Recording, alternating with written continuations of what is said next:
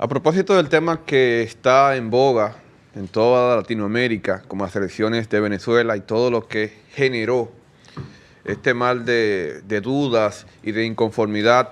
con la elección de Nicolás Maduro en un proceso evidentemente fraudulento y todas las condiciones que esto genera y la inconformidad continental en la que la gente ve esta situación con desagrado, haciéndole un atropello directamente a los análisis democráticos y a la salud institucional del país, que ha venido en franco exterior a propósito de que Nicolás Maduro Moros ha utilizado desde la presidencia de la República Bolivariana de Venezuela el poder de manera antojadiza. Y era utópico, hasta cierto punto ingenuo, pensar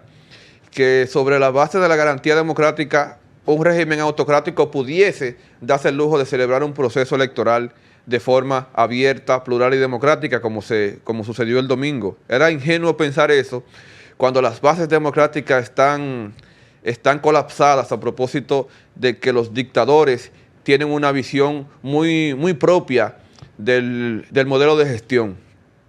Y esto es contraproducente que sea en Venezuela una república heroica,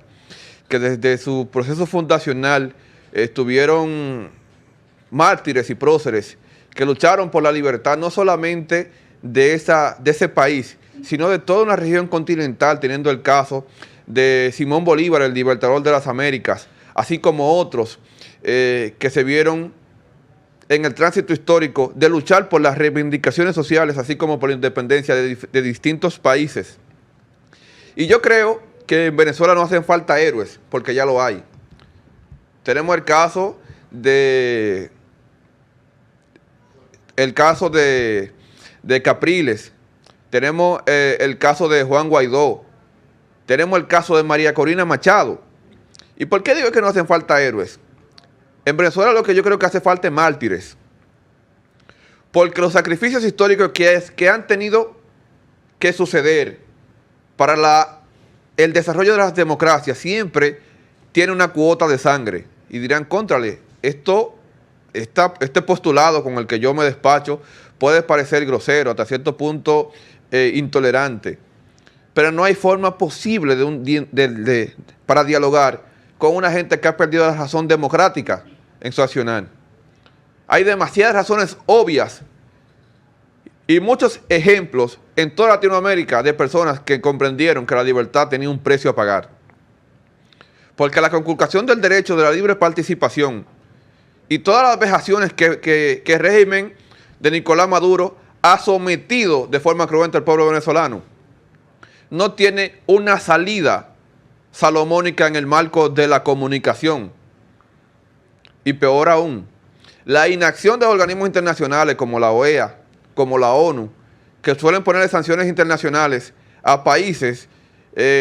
con violaciones menos groseras que las que cometen el régimen en Venezuela, se han despachado y han puesto sanciones internacionales a países, inclusive en una condición de menos vulnerabilidad que la que tiene Venezuela. Nosotros tenemos ejemplos heroicos y está acompañado en toda la historia.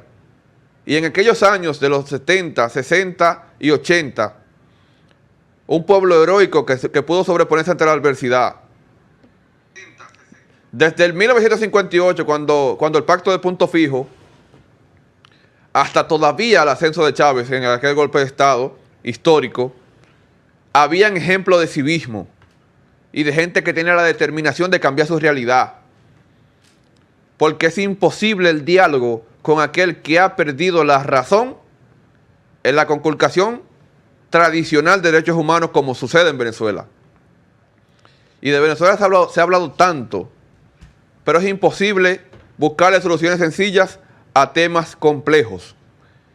Y una responsabilidad de la comunidad internacional, asumir una postura frontal, directa y coherente en el marco